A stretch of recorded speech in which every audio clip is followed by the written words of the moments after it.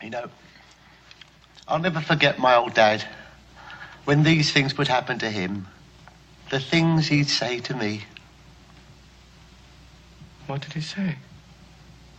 What the hell are you doing in the bathroom day and night?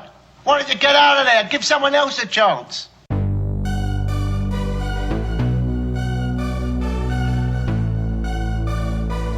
It's pronounced Frankenstein on the CutPrintFilm podcast, episode 38. Here are your hosts, Jeff, Dave, and Chris. Oh, hello. I didn't see you there. Welcome to the CutPrintFilm podcast, episode 38. I'm Chris Evangelista. I'm Jeff Rollins. And I'm Dave Costal. Hey, guys, what are we? We're bringing you the hits. No, we're not. We are a movie podcast, and we talk about movies and directors and actors and all sorts of things like that. All that silly goose stuff. Yes. And if you're feeling particularly crazy, why not go onto iTunes and give our podcast a rating? Yes, preferably of the 5-star variety. Yes. We don't need any more 1-star rating. And if you write a funny enough review, we might just read it on air. You never know. Or we might ignore it forever. Probably. And just tweet us, too. Be like, hey, at CutPrintFilm, what's your favorite movie? Yeah, anything like that. Yeah. We'll certainly get a response and a rise out of me. The more general question, the better. You can also check out our website, CutPrintFilm.com. That's where we put all our movie reviews, editorials. We do interviews with directors and actors and all sorts of people. And we recently had a big redesign on the site, and not to toot our own horn, but it looks really good. Yeah, we sent the site into the gym. It pumped for a couple weeks. Yeah. Came back Looking great. Yeah. It's got great traps. Well, it was trap day every day. All right, so what are we talking about today, gentlemen? I heard a really, really good movie came out this week. Oh, what's it called? Dumb and Dumber 2. Oh, well, then you will be mistaken, because on CutPrintFilm.com, I gave the film a 0 out of 10. Isn't that our first 0 rating? The lowest film before this was Sabotage, which got a 1. And you also reviewed that. I did, so lucky me. And So let's just say... right now it's Dumb and Dumber, what was that movie? Sabotage. And then RoboCop. They're the three worst. That's 0, 1, and 2. They're our lowest rated films. And I'll just say, I didn't go into this movie... I went into the movie expecting it to be bad, but I would have been thrilled if it hadn't been bad, because... You went in set to give it about a 3 or 4, probably. Yeah, I was like, this will probably get a 5, maybe, but it was much worse than I thought it was going to be. I was expecting you to go in and come out being like, that wasn't that bad. That's what usually happens. Yeah. Because I went in to see Horrible Bosses 2 expecting nothing, and I actually really enjoyed it. Yeah, I saw the trailer for that, and I was like, it doesn't look too bad. It wasn't, but the trailer for Dumb and Dumber 2. The trailer for Dumb and Dumber 2 is atrocious. Yeah, we should probably start there. I remember you want me to play the trailer? Please don't ever play the trailer for me. I just remember when that hit the internet and Ow. Yeah, it hit the internet at 75 miles an hour. In the gut. And people just started posting it on Facebook saying, oh, yes, can't wait, because it was Jim Carrey and Jeff Daniels and the Farrelly brothers, or Farrelly, however you want to say it. The Scolari brothers, I believe, from Ghostbusters 2. It certainly was not the Scolari brothers. I believe the judge gave them the chair. The Farrelly brothers are back to direct, and pretty much everybody's back that was any significant part of the film. And so fans of the first film were excited, because that Dumb and Dumber, When Harry Met Lloyd prequel from... I think, what was that, 2006 Oh my God, I forgot about that. That's a movie everyone forgot about. And rightfully so, because it was panned by critics. Audiences hated it. But everybody was so excited when this trailer came out, and I thought, did I watch the same trailer as these people? I guess it's just a nostalgia thing. It's the only thing I could think of, because, I mean, when I look back at the first film, I still enjoy it. I do too. It's a funny movie, and I don't know, there's something innocent about that movie, I guess. It's like before. It's goofy. Yeah. It's a goofy, dumb movie. And I like the Farrelly brothers. I love Kingpin. I like Me, Myself, and Irene. You're the one person who likes that. I like Me, Myself, and Irene. I think too. that's a funny movie with his dual personality with Hank. I didn't like that, but I do think Kingpin is great. Kingpin's their best film. I would say so. Yeah. It's almost like it doesn't belong with the others. Yeah, It's so good. It's like a disgusting 70s film, but we're getting off topic. And there's something about Mary, of course. Everybody enjoyed that when it came out. But this movie, oh my God, what the hell happened to all these? Everybody involved is just slumming it. It's bad. So since I saw the film, I'll give you guys a breakdown of it, or you could read my review at CutPrintFilm.com. Please do read it. It's one of my favorite things we've ever posted. So the film picks up 20 years since the first film because 20 years have passed, and which the trailer gives away. Yeah, when he rips the catheter out. Yeah, we just laugh. I'm not going to do a detailed breakdown of this movie because that would just be my fucking brain would slide out of my mouth as I talk. But so basically, Harry and Lloyd, Jim Carrey and Jeff Daniels, they're still buddies. They're still idiots, and Harry, Jeff Daniels' character, says, "Oh, he needs a new kidney." And Lloyd is in a match for him or something like that. It's not really... They don't do enough effort into the story. So Harry discovers that he has a daughter, and the daughter was given up for adoption. So wait, who was the mother of the daughter? I believe she's referenced from the first film. Oh, I forget her. I mean, I have her name. It's Freda Felcher. Okay, there you go. So Freda Felcher, who is played by Kathleen Turner in this film, who... Man, she does not aged well, and I think she actually has like medical problems, and that's the reason. Yeah, good job making fun of her. I'm not making fun. Well, as much as I can make fun of her, it wouldn't be anywhere near how much the movie makes fun of her appearance. Good. So it's in poor taste. Oh, literally every time she's on screen, someone's pointing out how hideous she is. They're just so. So Harry and Lloyd, they go on a road trip basically to find Harry's daughter to get her to donate a kidney to Harry. Can I cut to the chase and ask a question? Sure, Does please. he really not need a new kidney? Yes, that's the twist. The twist is he does not need a new kidney. Also, the twist is that it's not really his daughter, which I'm pretty sure everyone could have fucking guessed going into the film. Well, I couldn't guess it, and I also couldn't fucking care less. God, who cares? Who cares about...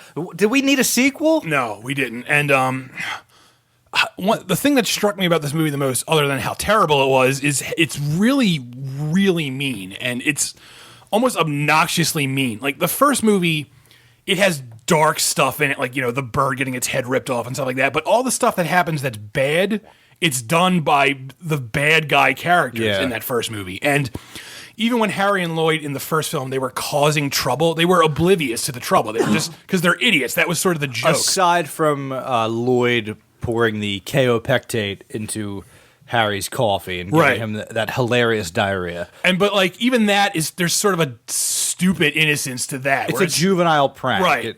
So it's like even when they were doing bad stuff in the first movie, you could sort of shrug it off as like they're idiots. But this sequel is just insanely, especially Jim Carrey's character, he's Lloyd. He's just mean to everyone. And I was like, it's almost like the Farrelly brother, what the hell did I pronounce their name? They didn't watch the first movie when they wrote the script. They were just like, they were sort of like, we're winging it. They were like, I guess they're mean. I can't remember. Let's just make them mean. And do they put another shrimp on the Barbie? No, they don't do that. Hey, how many jokes are revisited? I will say, I was expecting literally every fucking joke from the first movie to just be rehashed. They don't actually do that. So I'm actually shocked. I am. So I think I'm trying to. They do the fucking "I like it a lot" joke, but they only do it once. I was expecting them to do that like 20 times in the film. And they have characters who reappear, like Seabass. That guy's back. Does he talk with his asshole? That's not the same movie. It's a different franchise. But there actually are a plethora of scenes where both Harry and Lloyd are shoving their asses. You're thinking of the number 23. Yeah, that's right. You're thinking of Batman Forever. The Riddler ass riddles from his ass. Riddle me this. He farts. I would have watched a sequel if it was like the two of them in jail on life sentences for some creepy charges. What? It's like a really hardcore movie of them. Well, that's the other thing. So, when Lloyd gets a glimpse of Harry's daughter, like a photo of her, he acts like a fucking cartoon wolf. Basically. He's a Tex Avery wolf. Yeah, and he spends the whole movie fantasizing about banging her. And he's, Jim Carrey is in his like 50s now, and the actress is supposed to be 20 something. It just comes across as really creepy and unsettling, and it just bothered me. I don't know. Maybe I don't know. And like, I saw it in the theater I saw a preview audience, and a lot of people there were laughing their asses off, and I was just I sat there stone-faced, and I was just like, is the problem me? Am I taking this too seriously? I don't... No, because I remember seeing trailers for it and having the same thing happen. Like, people would just be dying laughing, and I'm looking over at Sam like, what's happening? That's what I was saying about the trailer, and people posting it on Facebook saying, oh, I can't wait for this. And I watched the trailer, and I have not seen that many jokes bomb in a row since, like, visiting an 80s... Gallagher VHS tape, like Sinbad stand-up, where the humor just stinks and the delivery is so forced. That trailer was terrible, and I knew that movie was going to be bad, but it's #1 at the box office this week. Is it like people younger than us who didn't see Dumb and Dumber? No, because the people in this audience I was with, they were probably my age or older, and they were all like, well, let me just say the screening was hosted by WMMR, who can fucking jump up my butt. And so the audience was MMR fans who can fucking... Well, they were only there for the free T-shirt. Oh, my God. Yeah, was anyone shooting T-shirts at them? There was a nice trivia... I don't know how many of our listeners... Here's an extra large! I don't know how many of our listeners have been to advanced screenings of things, so... But a lot of times, advanced screenings, they're sort of joint hosted by marketing companies, and also radio companies give away contests. So, unfortunately, this was a radio contest screening, and at the beginning they asked Dumb and Dumber trivia, and people got T-shirts, and I don't know. I just sit there and I'm just like, can we watch the fucking movie? I don't care. Well, that's the other thing. This film screened for the first and only time 2 days before it was released wide. That is always a bad sign. Whenever we get our list of screenings and we see that its only screening is 2 days before the premiere, or even the night before, we know we are in Dutch. Yeah, it's not going to be good. That's never a good sign. But this movie, I guess, it's critic proof because critics did not like. No, some critics liked it, which boggles my goddamn mind. Yeah, I have a few quotes here. Okay. Matt Singer from Screen Crush, formerly of The Dissolve. Who we all love, Matt Singer. Yeah, we love Matt Singer. He's usually got his finger on the pulse here. Yeah. His pull quote is stupendously stupid, and that's a positive term. Right. He gave this a good review, 3.5 stars out of 5. The Guardian, Jordan Hoffman from The Guardian, which is a major international newspaper, said, I'd be lying if I said this movie didn't crack me up on more than a few occasions. I don't get it. And finally, Ty Burr from the Boston Globe said, everyone has piled into this dumber, sillier, more consistently funny reprise with an enthusiasm that's infectious. What a... I don't get that at all. What an asshole. It's just...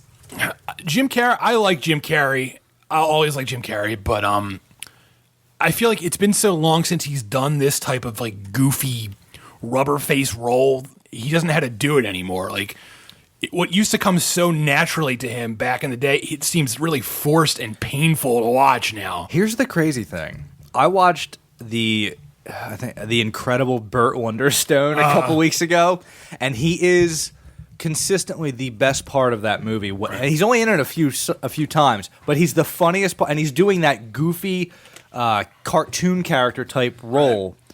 Right. He has airbrushed on abs. he's funny in that movie. So to see him in these trailers, because again, I have not seen this film, Dumb and Dumber 2, he looks like he is just phoning it in and having a miserable time. Nobody looks like they're having any fun. No, I felt bad just because there's like in that first movie, I remember they had a nice sort of silly chemistry with each other. There's nothing like that in this movie. They seem like strangers. You get that from the trailer. Yeah, so I don't get it. I mean, Jeff Daniels too. Like I feel like he's gone too serious, and it's like seeing him back in a comedic. Well, he was role, a serious actor when the first. Yeah. It was a weird casting choice in the first one. That's why it was so surprising that it worked. Yeah, that's sort of what made the first film effective. Is that you had a comedy guy like Jim Carrey bouncing off a more serious actor doing comedy. Yeah, because there was an SNL skit of all the Jim Carrey. Did you see that one? No. When Jim Carrey was on there, it was Jim Carrey at a Jim Carrey reunion, and all of the Jim Carrey characters start showing up, and then Jeff Daniels did a cameo as Lloyd. I'm sure that was Jim Carrey's character, right? I'm Lloyd? sure that was leaps and bounds Harry? funnier. Jim Carrey is Lloyd. Yeah, Lloyd Okay, Christmas. so Jeff Daniels shows up as Lloyd. No. and- I got you. Yeah, and it was just like it was Very not meta. funny. Was it too meta? It just wasn't funny. I'm like, oh, this is weird. Like this movie's not going to be good just That's based on this skit alone. That skit alone sounds better than the entire movie. That's what I was thinking. Yeah, because fucking Bobby Moynihan is dressed up as the mask and he's smoking. He's smoking indoors. They're like, you can't smoke in here, and he's like, somebody stop me! Oh boy. It's fucking great. So yeah, Dumb and Dumber 2. I think it earned every point it got from you, which is 0. I mean, I guess I get why it's number 1 at the box office. The direction's very bad. Sorry, It's I didn't mean to cut you terrible. off there. It's all point and shoot. There's one scene I pointed out in my review that is actually well filmed and funny, where it's shot where I don't want to explain the whole scene, but it's basically someone getting hit by a train, and the way it's filmed is actually legitimately funny. So the rest of the movie around it is so bad that this scene jarred me because it was so well done. It was Hey, where did this humor and charm come from? I was like, what? They outsourced it. Maybe the second unit director took over for that day. I don't know, but the direction's bad, but this is the Farrelly brothers' biggest box office opening, and it's Jim Carrey's biggest box office opening in over 10 years. His last biggest opening was Bruce Almighty in 2003, and that was a mega hit. Oh my god, Yeah, that that was a long time ago too. Mm-hmm. That just makes me a little sad because $38 million, number 1 at the box office. I just remember that stretch of period where Jim Carrey just kept trying to make somewhat quality films and no one cared. And then he just does this and everyone runs to see it. And he made some really good films. Absolutely. I mean, Eternal Sunshine of the Spotless Mind is, I would say, his best film. It's Yeah, great. without a doubt. Truman Show, that's great. Yeah, I love The Truman Show. And it's just no one cared. And now he makes this and people just run. Yeah, all he needs to do now is, like you said, talk with his asshole. I'm sure Ace Ventura 3 will be coming any day now. It's a depressing week for that to do so well too, because I was hoping for Interstellar to get an uptick. It's just a bit of a boost, but Push down that and Big Hero 6. Yeah.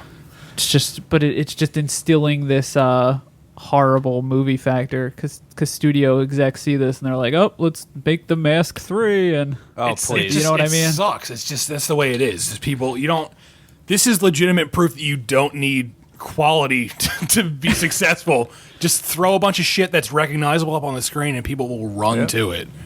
Yeah, I heard one of the Fairley brothers. Is that how you say it? Farley, We don't know. Fairley. I think it's the Fuckface brothers. Yes. I'll call them.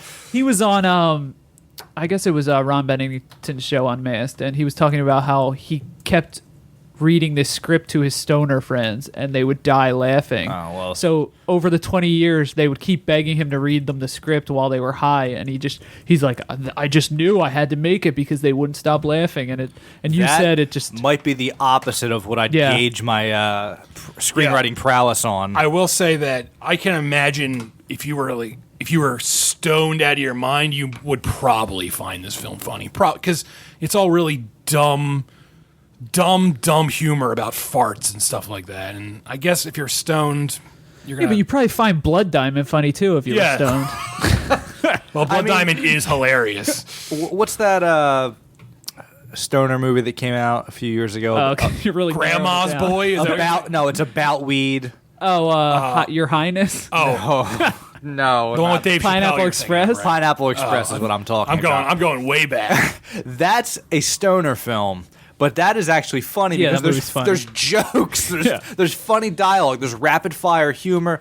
This looked like gross out gags, Oh, yeah, well, one after the next. I'll point out the biggest quote unquote gag in this film involves a scene where at one point Harry loses his hearing, and so Lloyd's idea is, let's go to a nursing home and steal hearing aids so you can hear better. Which I guess that's what I would do. That's somewhat funny, I guess. So they go to the nursing home, and in the process of looking for hearing aids, Lloyd ends up fingering a old woman in her bed. That's what I would do. And then when he pulls his finger out of her, he blows on it, and dust blows off the finger. All right. And literally everyone in the theater I was with groaned, and it wasn't a good, like, oh, that's a funny. I could tell everyone hated this joke. So. I'm so angry, I just squeezed a cue ball and it crushed into white powder. in your teeth. But Man, is this this sounds the first awful. time where the comedy generation, the generation of comedians, isn't handing movies off to the next one? They're just refusing to die. That's what it seems like. No, it happens. I mean, Look at Charlie Chaplin. He made films into like well past silent film era. Yeah. Yeah, but someone like we're talking about today, Gene Wilder, he just hung it up. You know what I mean? That's true, but I mean, his wife died of cancer. I mean, Yeah, I believe she watched Dumb and Dumber 2 and then passed away. All right, well, Richard Pryor, he's not doing movies anymore. Well, he's dead. he also died, Dave. He set himself on fire. Dave, and are then you all right? Are you dying? How come there aren't any new Fatty Arbuckle films? Oh boy. And Bill Cosby, you don't hear about him anymore. Yeah, what's he up to? I'll be honest. I don't want to talk about him at all. All right, so we just talked about Dumb and Dumber for 20 minutes. That's so. upsetting. I wish we hadn't. And does that T.O. annoy the shit out of you in the title? Well, see, it's funny because they're dumb. Yeah, you don't Okay. remember Dumb and Dumber. Yeah, You don't I put an get it. ER after an ER. Can we stop with the gag titles? That just No, I love them. okay. No, we will never stop. I just love them. All right, right. where are we going next? We're making the triumphant return to our director series. What is that? I've never heard of this thing before. Uh-oh, Dave had a stroke.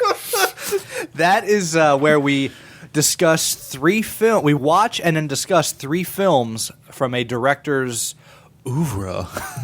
The director's Ooga Booga, Yes, I believe. his Ooga Booga.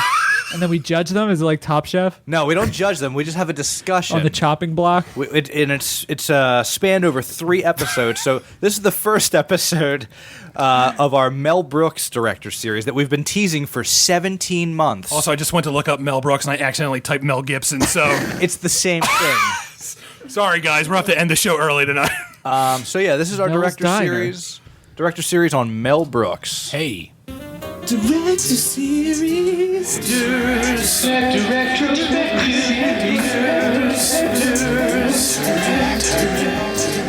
That's it. I think that's enough. They've heard enough. Yeah. I agree with you, Self.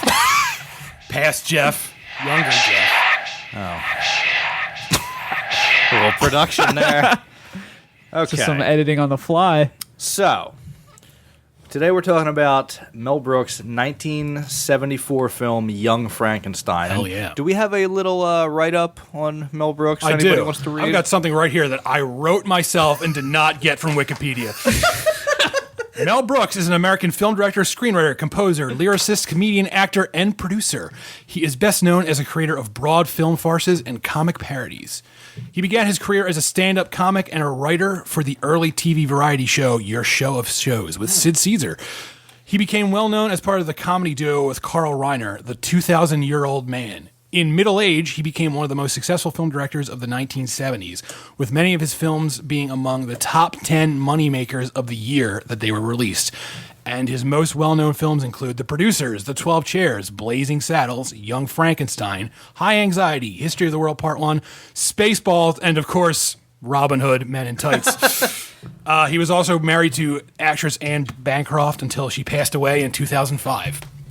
And he's still alive. He's still ticking that, Mel Brooks. Kicking. He is old. How old is he? He is 830 years old. Wow. He's from the Old Testament. He is 88. Mel Brooks also produced a film from our director series, The Fly. He did. By David Cronenberg. So Yeah. he had his hands in all kinds of shit. And he still does. Mel Brooks is a genius. Let's Oh. just get that out there. And he'll live forever, apparently. He solved the mystery of death. Yes. That's how smart he is. He doesn't look like he solved the mystery of death, but Well, yeah. I believe he got cursed by a cave troll. But he's still kicking. He is. And yeah, he's a genius. He's pretty much just a producer now. Right. He's got his hand on a lot he of the producers? He's not the producer. No. Stop it. wish Stop doing that noise. I wish everyone at home could have seen Dave's face as he was doing it. He put on a Matthew Broderick mask. It was weird. So what's your favorite Mel Brooks movie? Personally, wow. Maybe Blazing Saddles. Okay, yeah. I'm partial to Robin Hood Men in Tights. That's a ridiculous movie. I really do hate that movie. Yeah. My favorite Mel Brooks movie is tonight's movie, Young Frankenstein. Awesome. Okay, so Oh, now and we- Dracula Dead and Loving It. Hey, don't worry. We'll be doing that one. Let's just say I actually enjoyed Dracula Dead and Loving It when I saw it. I've never as seen a young it. kid. I can't wait to see it in 2 weeks. Okay, so this was Young Frankenstein came out in 1974. It was directed by Mel Brooks, who As we said, did Spaceballs, producers, Blazing Saddles. It stars Gene Wilder as Dr. Frankenstein. Another genius, Gene Wilder, not Dr. Frankenstein. Yes. I guess he is a genius too. But Correct. He has all those Tesla coils. Is he really? It's a Ween Gilder? No, Ween Gilder is no relation. Okay. Also starring Marty Feldman as Igor, Madeline Kahn, Terry Garr, Cloris Leachman, Peter Boyle, Gene Hackman. yes, and Kenneth Mars Yes. as Inspector Kemp. We'll talk about Inspector You don't like Kemp. Inspector Kemp? Oh, no. I love Inspector Kemp. Let's get to him in a bit. All right. I'll read a synopsis. In this spoof of Mary Shelley's Gothic tale, the grandson of Victor Frankenstein, a neurosurgeon, has spent his life living down the legend of his grandfather, even changing the pronunciation of his name. When he discovers his grandfather's diary, he begins to feel differently and returns to the family castle to satisfy his curiosity by replicating his ancestors' experiments. In the process, he creates one very unique monster. And that's the synopsis. That's a basic. Sounds scary. Oh, it isn't. So apparently Gene Wilder pitched this to Mel Brooks, saying like, "Oh, I wanted to make a story where Frankenstein wanted nothing to do with his family and was ashamed of it." Yeah, he was actually writing it on the set of Blazing Saddles. Yeah, and that's a funny premise, but it immediately falls away within like the first Yeah. 15 minutes of the movie. Yeah, I think and it it's- just turns into Frankenstein. Yeah. I think it's just, it was needed to get the story going, I guess. Yeah, I mean, this is essentially the Frankenstein story retold as from a comedic perspective, and that's fine. Yeah, it's a spoof of the Universal horror films, especially Son of Frankenstein. Yeah. Which this borrows heavily from, including the Inspector Kemp character, which is everyone's favorite character, apparently. No, not in this room. Can we talk about first like how Mel Brooks directed the shit out of this thing? Oh, Like it's a gorgeous movie. It is beautiful. It is. It's exactly beautiful. It looks like a Universal monster film from the 30s, Right. To a T, almost. To a T, except they do close-ups, which is not a thing they really did back then. But everything is handheld camera. There's nothing's on a Steadicam, nothing's on a dolly. It's all handheld, so that you get that shaky quality, it just looks gorgeous, and it's filmed in true black and white. And Mel, I always said Mel Gibson again. What's wrong with me? Mel Brooks went out and he found the guy who basically created all the equipment for the original Frankenstein and got it for this film. Yeah. Because the guy, his name was Kenneth Strickfaden. I saw that in the credits. And Kenneth Strickfaden, he basically still had all this equipment in his garage. Like he just kept it from the set of the Frankenstein And we're films. talking about the stuff that Dr. Frankenstein used to make the monster. Yeah, all like the Tesla coils. Yeah, all the that generic bubbling. buzzing electrical equipment, and this guy just had it in his garage still. And Mel Brooks just found him and just used it for the film, which just gives it that air of authenticity, Right. and it looks so good, even though it's so old and this equipment really does nothing. yeah, it just sparks basically. And I can't really speak to the scientific usage of this equipment, but it's just so neat that it's all over your head. He was able to get. Yeah, I'm no scientist. It's just so neat that he was able to get all the original props from those old Universal films. What about the sets? Was it filmed on any of the old sets? I think it was just the sets they built, but they looked great. Everything looked, and this looks fantastic. There's a lot of use of matte painting, which I love because they don't do that anymore because everything now is digital. But I love matte paintings because there's something. Who's Matt? He's the guy who paints all the matte paintings. That's why they're called that. There's something like magical about matte paintings because you can always tell they're paintings, but it still just looks cool. Because there's an amount. We've talked about this before that there's this amount of artistry that goes into creating this, whereas now it's just I typed this up and now there's a landscape. Chris. Yeah. Great work. Yeah, thanks. Great art. Well, that was one of the things that made Star Wars so cool was the matte paintings. Yeah, and just all those older movies that when they just use matte paint, and early Spielberg films use them too. And yeah. I just want to say right off the bat, we said the film looks great. We said was that a joke, like a bat, like right off that? No, it was not. We said the film looked great. We said it was directed like spectacularly. Gene Wilder is just fantastic. Oh my God, great! He's just the best thing about this film, and this is a good film. But Gene Wilder, he's the star. but he really is the star. One of my favorite scenes is the first scene with Gene Wilder when he's in the classroom. Yeah. And it's a total serious scene. There's not many jokes in that scene. There's so many scenes in this film that I guess you could call them serious, and they just work. The scene where he's creating the monster for the first time, and he's rising up, and he's giving that speech. Yeah. He's like the first pro-design. When the slime gooped into man. And it's such a great... What makes it's what sort of makes the whole film unique and the performance is that it's never tongue-in-cheek. It's never winking at the audience. Never. And that's what I think sets us apart from a lazy sort of parody film, is that it's parodying with love. It's like they care about what they're trying to do, and it makes it unique. That's a good point. Like, they're actually trying to tell the story of Frankenstein. If you compare this parody film to, say, the modern scary movie parodies, which are just atrocious, where they just... All those films do is reference things verbatim. Exactly. They reference pop culture word for word, commercials even, just to say, hey, remember this commercial? And then they just spew it back to you, and you're like, I do remember that commercial. This is funny. And they add a cock or something. There's no art involved in it. And this film is a film about artistry. It's about filmmaking. There's an actual effort put into this. There's heart. Yeah. There's heart to this film. This is a real movie. And brains. Yes, there are brains. Yes. And an enormous schwarze. So yeah, Gene Wilder, he's really good, obviously, at going from 0 to 100 in about 2 seconds, and just the inflections in his voice kills me every time. He spends almost this entire film yelling. Yeah, screaming. Is there a modern equivalent of Gene Wilder? Just somebody who's that verbose and just such a presence in a movie? He was a unique actor. He's just a unique performer. I can't think of anyone who could just get away with Michael screaming. Shannon. I mean, he's not a comedic actor, but he can be. Yeah, and he does have that quiet, manic. Yeah, and there's something comedic about his delivery. and his screaming tone in Boardwalk Empire. Yeah, I could see that. Yeah, that's close. There's a specific scene in Young Frankenstein that illustrates Gene Wilder's brilliance at delivering, going from calm to just out of his mind. I know what scene that kills me, and I have it right here.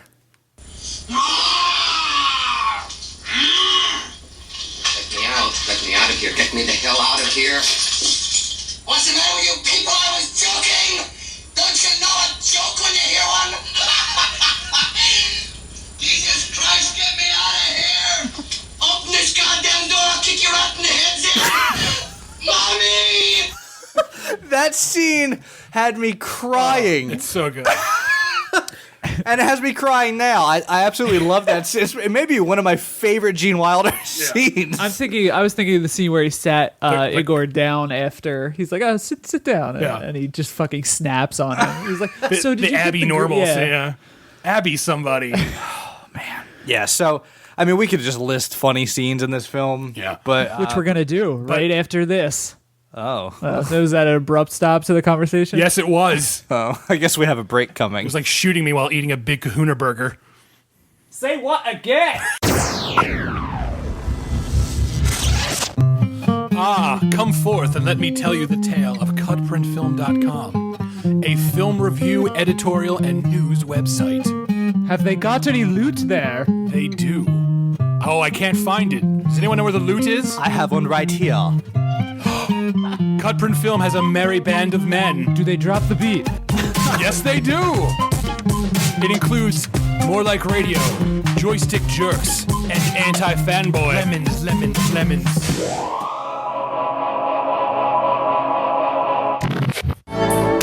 If you're blue and you don't know where to go to, why don't you go where fashion sits? Putting on the Ritz.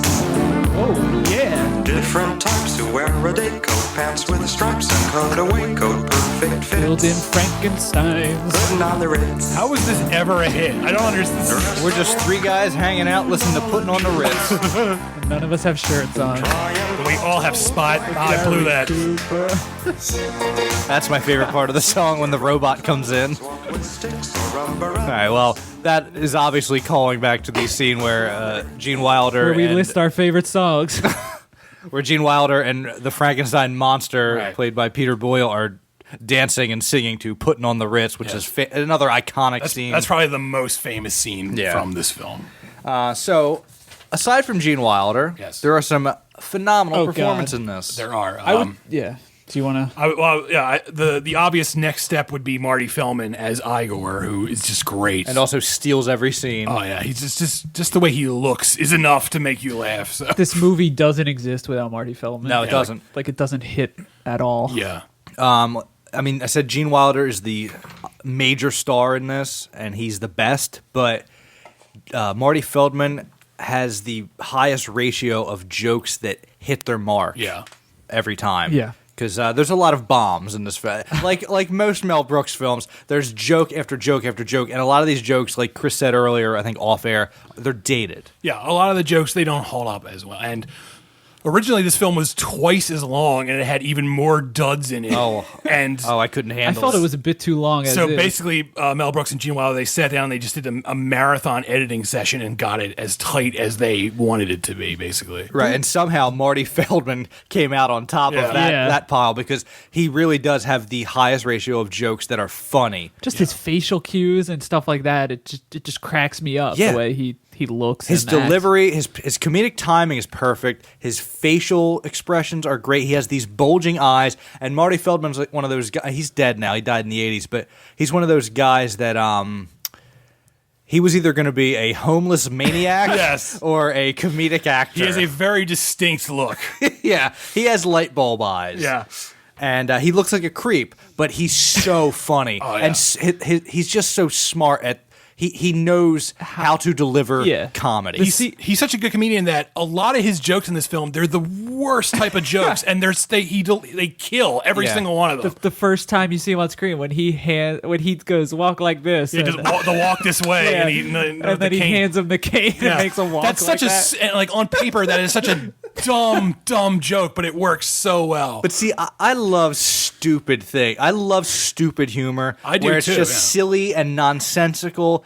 And I love it when it's done right, because as we talked about earlier, Dumb and Dumber 2 is stupid humor, and it doesn't work at all. Right, because it's done with venom. Right. And this film, there's nothing mean about these jokes. It's just silly for the sake of silliness. Right. And it gets right to the core of the humor, where it's just, this is nonsensical. Laugh along with us. Like right after that, the werewolf, and then he's like, their wolf. Like, why are you talking like that? Their castle. I thought you wanted to. That whole... And again, that's another dumb joke, and it works you can hear well. jokes like that every week on this very podcast. Yes. We need Marty Feldman in here. Well, we'll get to work on We have the that. next best thing. Yeah. We have Davy Costa. He's got the same googly eyes. Let me get the vacuum cleaner and suck him out a little bit.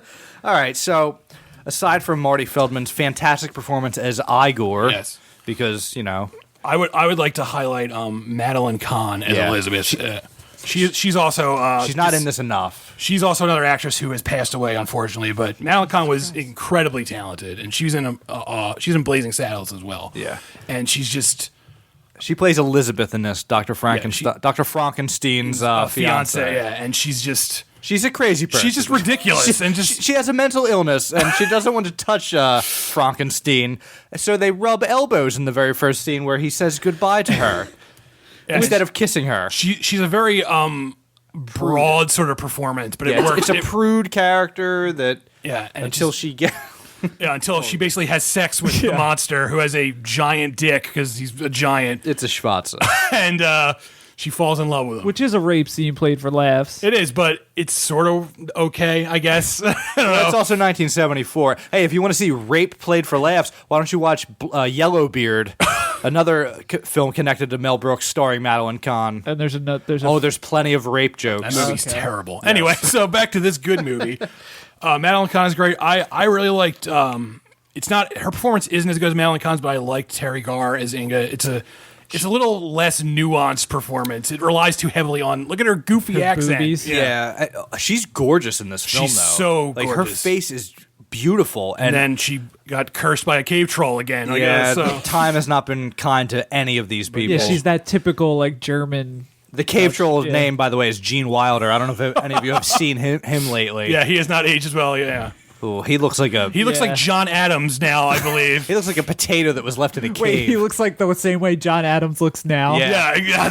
The way John Adams' corpse looks today is how Gene Wilder looks. He looks like that shot of Hans von Frankenstein in the coffin. Oh yeah. Oh, another great scene where is that Igor stealing the diary? No, it's the old man who brings Frankenstein. Can I just say, when I was a kid, that scene scared the hell out of me. It's a skeleton. It's a skeleton in a suit, right? corpse. Yeah, it's like a skeleton because the coffin lid flies open, and when I was a kid, that terrified me. But that's the opening scene, and it's a beautiful shot where the camera just keeps creeping into the room. You're like, a clock ticking, And then the coffin rips open, and there's a skeleton in a suit grasping this diary, and a pair of hands just come from nowhere and try and pull the diary out of this skeleton's cold, dead hands, and it won't let go. Yeah, it keeps pulling it back. I loved it. I loved it. I was laughing from that scene forward. And then we have Cloris Leachman as Frau Blucher, which I don't really. I'm not a big fan of this. You don't like that? This character? No. No. A lot of people like this character and find it funny. Not big on it. It's not the best. I will say her performance during the scene where she's basically laying out the entire plot while playing a violin, I think, is hilarious. It just kills me the way it's filmed. It doesn't work for me. It just keeps cutting back between her and Gene Wilder.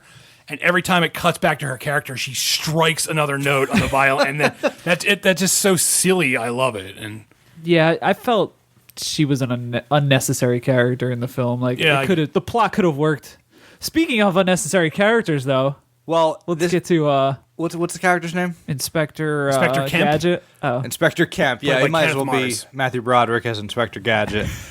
the character's necessary. This comedic device that they use, this character has a wooden arm that just won't stop acting up, and it's supposed to be funny, but it's the most tedious thing. I like it. I hate it. I hate this. I hate that they go to it no matter what. It's incessant. It's a joke that they keep going back to, and it didn't work for me the first time, and it really didn't work for me when the arm started really acting up. I'll agree that it's definitely hammered into the ground, but there's some points where I think it's funny. I think the whole dart scene is very funny. I like the dart scene. Just because it had like a old Universal feeling to that scene. Well, the arm thing is a direct reference to Son of Frankenstein. There's a character in that film. His name is like Inspector Clerval or something, and he's played by Basil Rathbone. Oh, okay. And he has a false arm because when he was a younger cop, the monster ripped his arm off. All right, that makes a lot more sense. And so that's what they're deliberately parodying, because there's a lot of it's not as pronounced in Son of Frankenstein, but there's a lot of scenes where that character is constantly having to like move his own arm because he has a fake arm. And that's Never mind then, because if I knew that, I probably would have thought this was funny. Okay. Just the fact that I was ignorant to that kind of made this be like, Can we go back and cut that part? Yeah, go ahead. And we'll be like, remember in Son of Frankenstein? When I can say if I knew that, I would have found this funny, and I'm sure audiences did find this funny because of that knowledge. Were there other jokes you missed? Oh, I'm sure there were tons. Because there's a scene where he pulls up, when they pull up the Transylvania station, and he says to the boy... That's a parody of an old song where it's like, is this the Chattanooga Choo Choo? It's like a song from the 1920s. I did not get this A lot of joke people at won't know. all. I know this stuff because I know really dumb bullshit floating around my head. But that's a lot of that Borscht Belt humor. Yeah, it's like old man humor, which I love for some reason, but it's... Because you're 86. Yeah, I'm gonna get me my soup, Dave. Mel Brooks, he grew up during the Great Depression. He grew up during the Civil War, I believe. So, yeah, I mean, brother versus brother. But he references a lot of old There's a lot of stuff. Yeah, I could just tell in that scene. I was like, why is this in the movie? It makes no sense. It's 2 seconds. Yeah. Right, and I can understand that audiences in the 70s probably would have gotten this. Yeah. But, I mean, we are... What? So it would be like a Britney Spears joke now. We're 40 years removed, right? Yeah, it came out in 74. Yeah. So yeah, how far are we removed from the joke? Like a decade, a century? I mean, probably 100 years. Yeah. It's probably 100-year-old joke. So that said, even though there's a lot of jokes that don't hit their mark, probably because of time has really been cruel in this film. there are so many jokes that do hit their mark. Absolutely. And I wanted to say Mel Brooks. I listened to a Q&A with Mel Brooks about Young Frankenstein, and he said that it's kind of like a love letter to the the Frankenstein, the original Frankenstein that he watched when he was a kid. About 5 years old. He went to the movies himself and was scared to death. Right. But he said back then they showed movies for, about a year. So he just kept going back to watch Frankenstein over and over, and eventually he became his pal. So he was really indebted to the Frankenstein monster. So this and it really shows through in this film. This is a real love letter. Oh, absolutely. To those movies and just the character. Yeah. And I love it. And we should talk about the character of the monster played by Peter Boyle. Yeah. Which it's a great physical performance. There's a lot of physical humor. And Peter Boyle had a storied career, but he really, he's dead. He's another dead one. Yeah. He's A lot of people in this movie are dead. He really rose to prominence later in life as the father on Everybody Loves Raymond. Right. And he might be one of two funny actors on that show. Yeah. But Wow. I won't tell you who the other one is, though. It's a mystery. this was always the role I knew him from, just because when I was a kid, I probably watched this movie a dozen times. So this was always, when I thought of Peter Boyle, I always thought of him in this film. And Taxi Driver, he's in that too. Yes, he is. That's right. He plays the other taxi guy. He plays the talking taxi. Who Framed Roger Rabbit?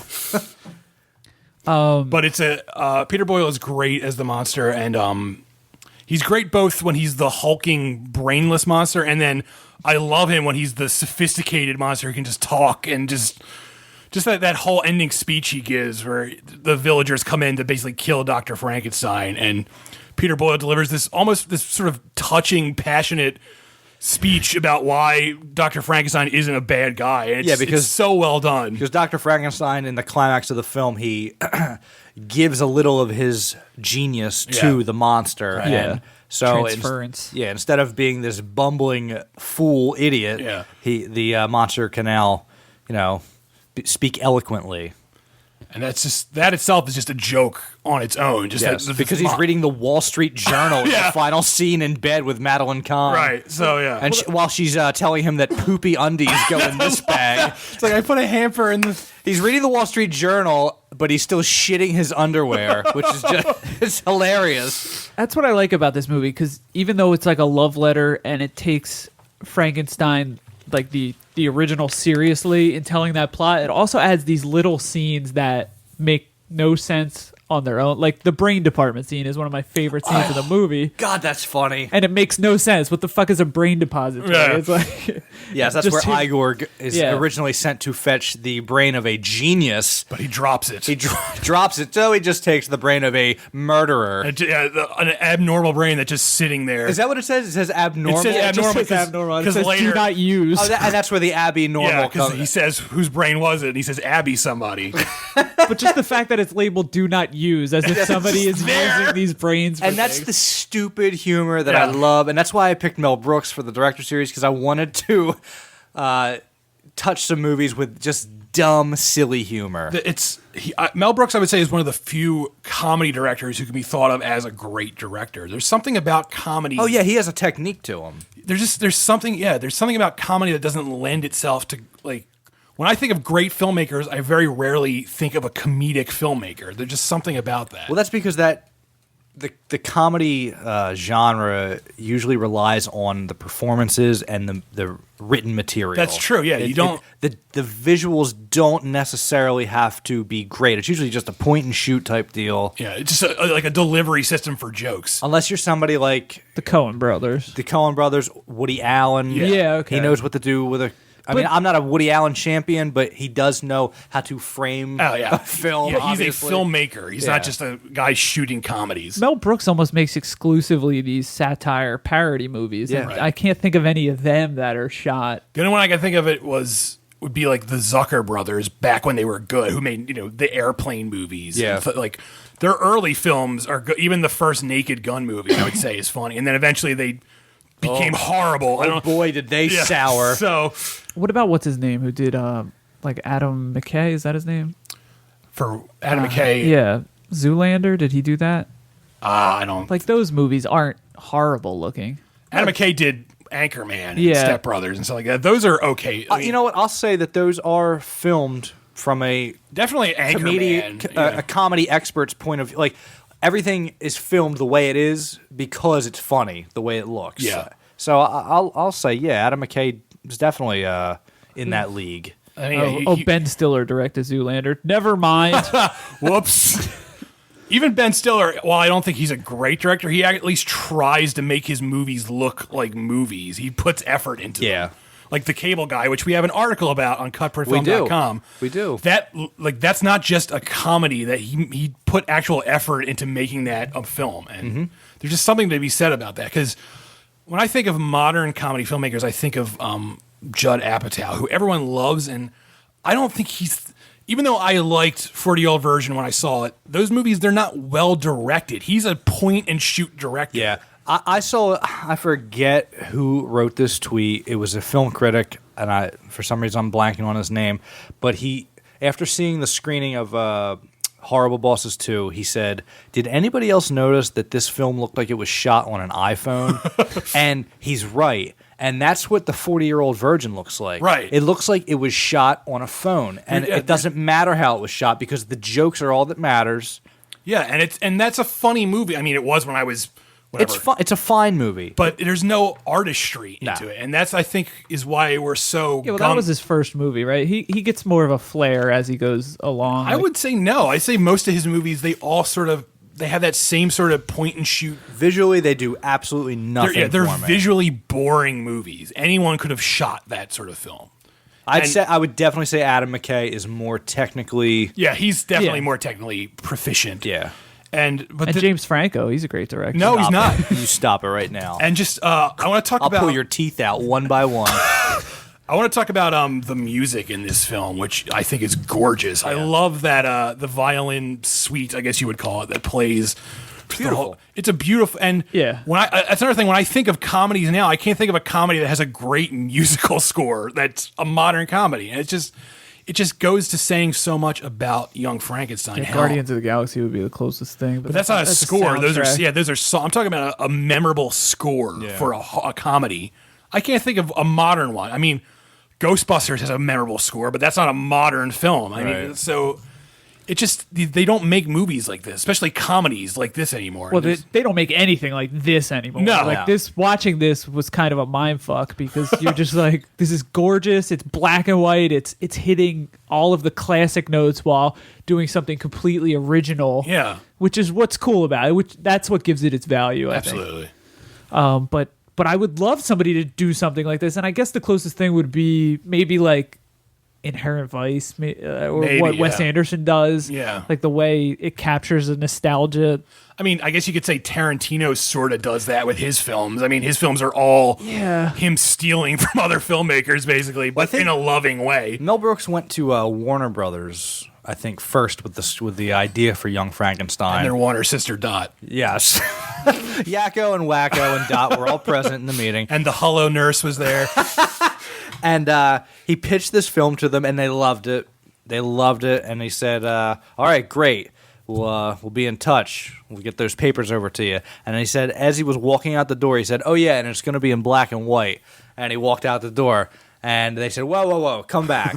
So he had to come back, and they said, no, we're not doing this in black and white. What we can do is we'll film it in color, and then we'll desaturate it so that it can be shown both ways. And he said, no, because when you do it that way, then black looks like blue, and it looks terrible.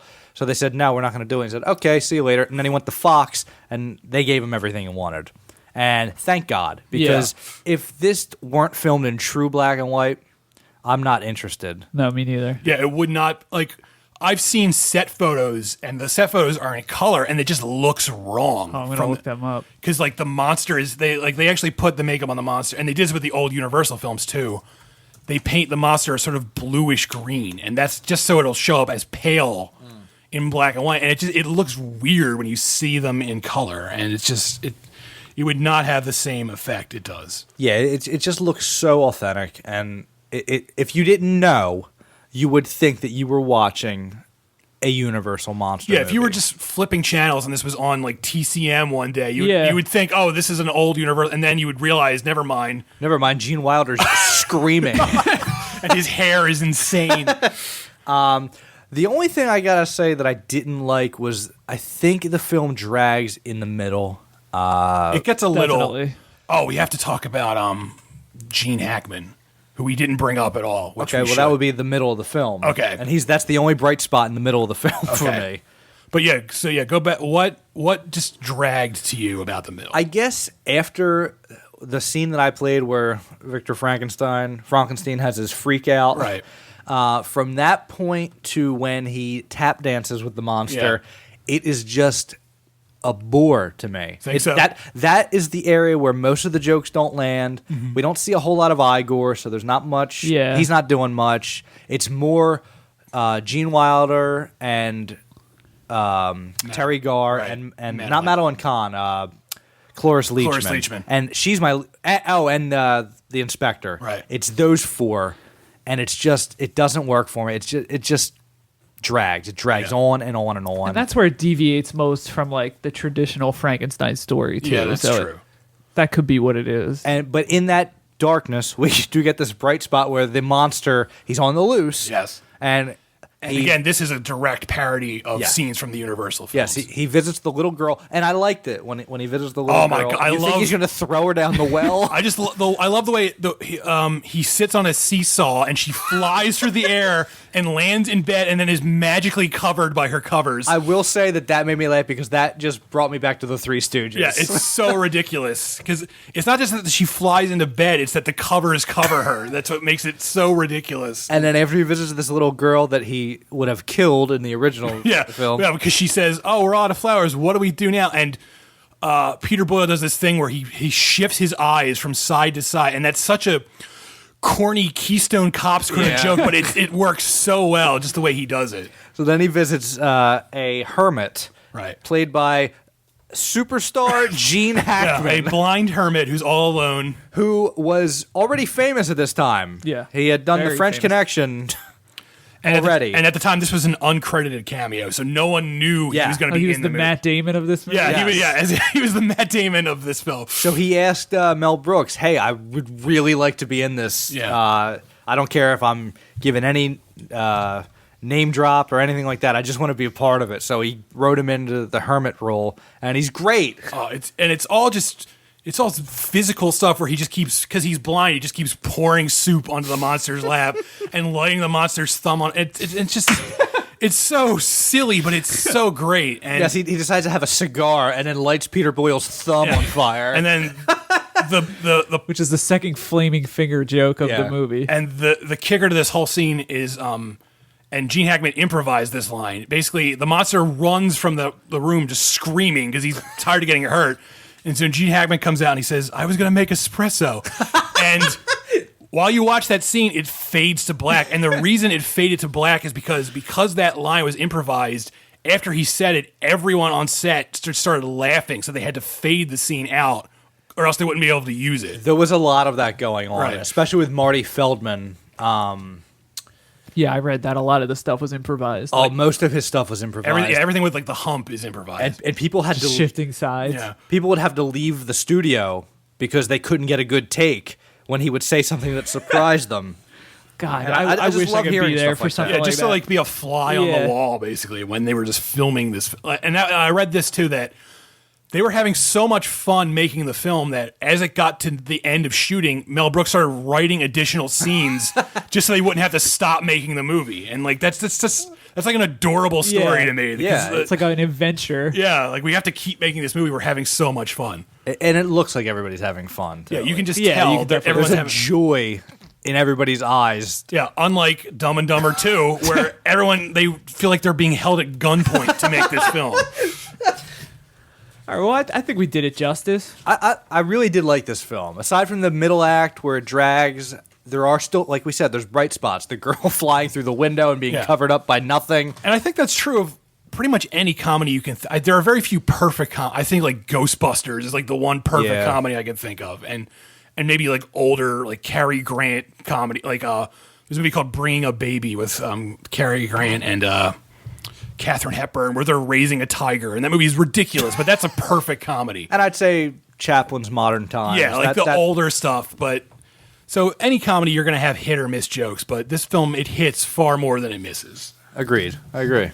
Yeah, it's very rapid fire, but the ones that miss, you it isn't too long until a better joke comes Yeah, like along there that are you forget. there's so many jokes that you instantly forget whatever bombed, and you're just on to the next one. And there's stuff you laugh at that you like that surprised me that I was laughing at it, like stuff that I wouldn't think was normally Like funny, what? like the horses, how they kept saying Every time they say her name, Yeah. the horses, because like they, I love that joke because they never give it up, and Yeah. that's what makes it. Because they'll be miles away from the horses, and you'll just hear them scream from far away. like And that's so dumb, and Yeah. it shouldn't make me laugh. But Right. the scene where he's in the bedroom saying goodnight to her, when Yeah. he says it, and you hear them outside, I'm just like, it killed me. All right, I'm done. All right. You done? Shall Yeah. we recommend some movies? Hold Let's do hands. it. Let's hold hands.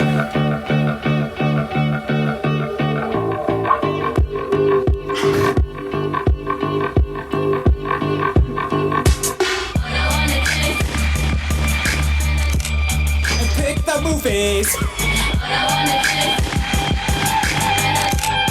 And pick the movies.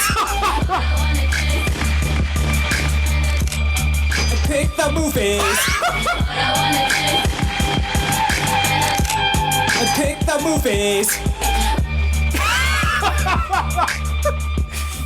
All right. Ooh, that is a full 38 seconds long. Good Get a full God. chorus in My there. favorite part is when it doesn't change. Man, I hope everyone enjoyed that. Well, why record 4 different ones when you could just copy and paste the same vocals over and over again? Hey, it worked for me. Yeah, I brilliant. enjoyed that immensely. And I'll go on the greatest hits CD. All right. Who wants to recommend a movie? I'll go first. Okay. Mine's very topical. Very atopical. Let me rub this on you real quick. Yeah, please. I have a rash. I'm going to recommend. It's not a movie, Oh. Yeah, well, you sort of missed the point. Did But you I forget s- that's his weekly movie recommendations? It's a book. I probably should have looked up when this It's came a out. new type of ketchup that you're recommending. Yeah, it's the green ketchup. Have you guys seen it? It's ketchup, but it's green. So I went and saw this in the theaters back in 2011. It's a National Theater production of Frankenstein, Oh, is this the one? All right, go on. directed by Danny Boyle, I wanted to see this. starring Benedict Cumberbatch and what's the other guy's name? Johnny Lee Miller. Yeah, they both play Sherlock, which is a coincidence. But so there were 2 versions of this. It was a stage play that was filmed at the National Theater. It was live and opened there. But every night they would switch the roles. Cumberbatch would play Frankenstein, and Johnny Lee Miller would play the monster, and then switch.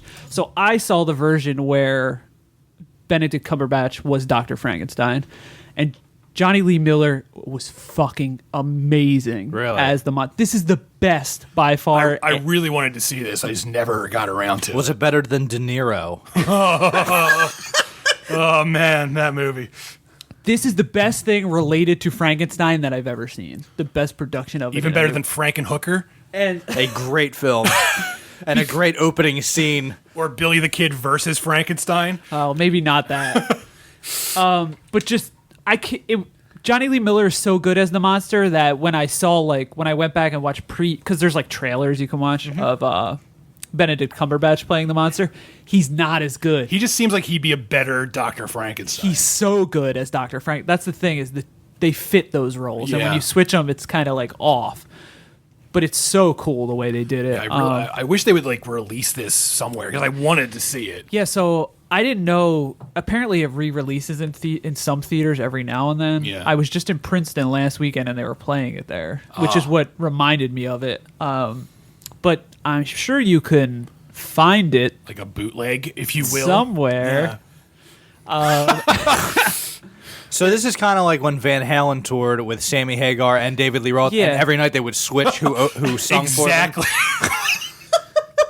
And you just have to talk to the right guy in the parking lot to get the cassette tapes. That's back. right, yeah. So, and Danny Boyle does a cool job. I'm not the biggest Danny Boyle Yeah, I fan. don't but- really care for Danny Boyle. But for a stage production, this was cool. It's a lot of sweeping camera movements and stuff that I wasn't expecting. That's nice. And it's this stage is just this one simple circle. It's not. There's not a lot to it. It's Yeah. just the characters, which was awesome. All right. So the National Theater live Frankenstein. Okay, I'll go. My pick this week is a It's on HBO Go. It's a documentary. I'm doing the documentary this week, Dave. Oh, what a jerk. Now you know how it feels. Yes, this is a 2013 movie directed by Tim Donahue. Don't even bother looking him up. He hasn't done much. He has a couple things in production, but the jury's out on you, Tim. This is a movie called Casting By, and it's I've seen this. Oh, it's great. Yeah. It's a documentary that focuses on the role of the casting director in Hollywood, and it primarily focuses on a woman named Marion Doherty, who, once the Hollywood studio system collapsed in the 60s, really upped the ante out in New York for picking the right actor for the role rather than the Hollywood tradition of typecasting, where they say, "Oh, this guy played a doctor in this film. He's a good doctor. He'll play a doctor in this next film." Hitchcock is very what's the word I'm looking for? He's very known for doing that thing you're talking about. Well, yeah, studios used to have like the Notorious. They had like a studio system where basically actors were owned by the studio. Right. And they just said, "Oh, we own this actor's contract. Put him in your movie." So even if this actor or actress was not right for the role, they would just put her in the role anyway. That's why, like, a lot of old films, you'll get a lot of stiff actors who are just like up on the screen. And you're just like, this guy sucks. And that's why I'm not a giant fan of Hollywood films prior to 1960, because they have that stiff acting. I much prefer French films. Apparently, there was like a logic to that where they didn't have to waste exposition time, because like if it was a Machiavellian star, right. No, like, there's logic to it, and it makes sense, but you don't get great performances. No, not at all. And so Casting By shines a light on that, saying that the casting director is an integral and such an important part of the filmmaking process that still doesn't get any credit. There's no Oscar for casting director, and they won't even call them directors for some films. Yeah, I remember. Oh, wow. There's a big point of contention about the casting director even being referred to as a director. There's an interview in this movie with Taylor Hackford, and he comes off like a huge asshole. He's a piece of trash. Yeah. Is Nina Gold in this at all? Because she does all of HBO's casting, and she's great. I don't think she's in She's this. fucking fantastic. I mean, just think about HBO shows. She does almost all of them, and they're all cast fucking amazing. Yeah, and there's interviews with Al Pacino, John Lithgow, John Voight, Martin Scorsese, and Who's that? He's a casting director, and just a laundry list of other famous people. Speaking high praise for casting directors, and it's also a role that's primarily filled by women. It's a women's, and that's very odd, but. I think that plays a big part in the We gotta fix that. Well, yeah. Yeah. Those women, they have it too good. Too much misandry going on here. I think that's a big part of why it's not given respect by the Academy. Oh, wow. I think that's a major part, because it's I'm mostly sure it absolutely is. I think it also might have to do with like the fact that the director usually picks like the guy he wants for the script. Yeah. You know what I mean? That one guy, but character actors and stuff like that. That's all like we were just talking about Peter Boyle in Taxi Driver. There's no way Scorsese cast him for that role. Out of nowhere. Like, Peter Boyle would be great. Ultimately, the director says yes or no, but he didn't find that person. Yeah. He didn't even know who that person was, probably, if they were an unknown. Watch, we're going to be so wrong. Him and Peter Boyle are like best friends. But yeah, so roommates, I believe. It's a fascinating documentary. It's really good. It's really well done. It's called Casting By, and it's on HBO Go, and it came out in 2013. Chris? Yes. So I was going to recommend this last week, but I didn't, just because I wanted to recommend Solaris to keep with the Interstellar theme. But this film stars Matthew McConaughey. It was also an Interstellar. It is 2011's Killer Joe. And it is directed by William Friedkin, who also directed The Exorcist and The French Connection. This is a brutal, but very darkly funny movie. And so Emile Hirsch plays a young man. He's sort of like a white trash guy living in the South. And he's broke, and he owes people some money. So he decides, along with his father and his stepmother. His father is played by Thomas Hayden Church. Oh, I like him. Yeah, and his stepmother is played by Gina Gershon. And they decide basically... I like him too. They decide to put a contract out on Emile Hirsch's real mother and collect the insurance money from her death. So they hire a hitman who's also a cop, and the hitman's known as Killer Joe, and he's played by Matthew McConaughey, who is fucking phenomenal in this movie. And so Matthew McConaughey, he doesn't really want payment. What he wants basically is he wants the family to give him the youngest daughter, played by Juno Temple, just basically as his sex slave, if you will. And she's sort of like an airhead. She's sort of like, it's not really hinted, they don't really say, but you could think she's sort of like mentally deficient, basically.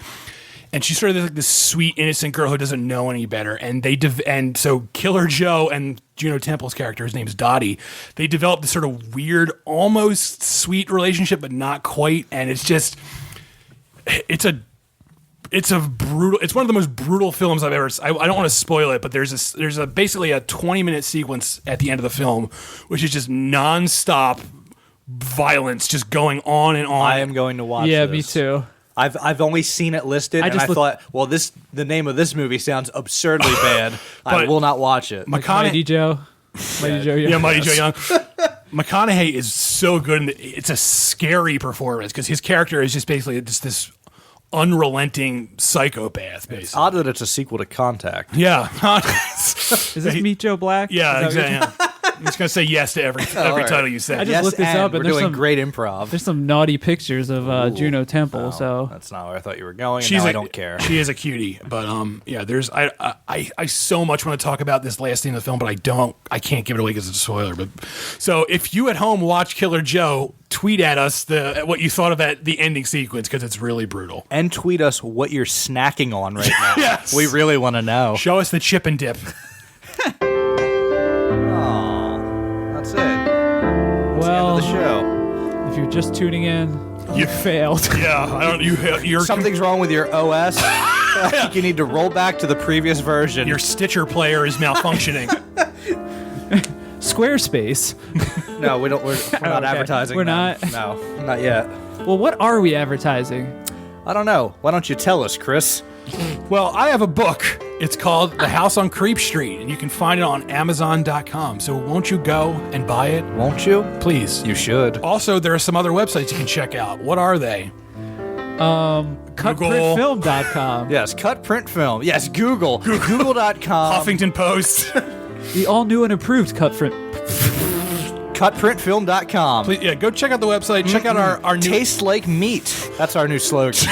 Check out our new design. Let us know what you think of it. I think it's gorgeous. And I do too. Yeah. Tweet us. Say, hey, that design looks great. You're obsessed with the tweeting. Yeah. Why doesn't anybody MySpace us? Oh, Google Plus. Add me as your friend on MySpace. Look I'm us the up. only one using it. Oh, also, don't forget our Dead Journal. Yes. And but you can also check out websites like Joystick Jerks. Yes. .com. JoystickJerks.com. They have a podcast. They talk about video games. It's a highly energetic show. Do they spell jerks with an X? No, they don't. They should. That would be absurd. You can also check out... Antifanboy.com. Did they spell fanboy with an X? I hope so. I don't know where they would put the X. I'm sure I have an idea, though. Yeah, they do a podcast about comics, video games, comic book movies, all that stuff. Yeah. And we have a lot of stuff coming up this week. Yeah, we got reviews galore. Editorials. Pussy galore. No, that's a character from the James Bond film series. Yeah, we got a bunch of stuff coming up. I can't think of any of it. Sounds riveting. I will have endorsement. My Hunger Games review up on Wednesday. So, Yes. So stop by to check that out. We have some very, very good editorials going up. Yeah, I we just was editing them before the show. Every week we get new writers, so come check them out. Yeah. I will have an in-depth piece on It's a Wonderful Life going up this week. Really? Because Christmas is coming. It's a little early, I think. Should I hold that? Yeah. Okay. Yeah. Hey, why don't you hold this? Boy, we both couldn't wait to get to that Just punchline. running to get out of our mouths. All right, and Gary, the piano-playing robot, is telling me that it's our almost time to go. All right, so yeah, check us out. CutPrintFilm.com, at CutPrintFilm on Twitter. Were there any mysteries this week? No. Oh, okay. No mysteries. Good night, night, everybody. Bye. Luca! With their noses in the air, high hats and arrow collars, white spats and lots of dollars, spending every dime for a wonderful time.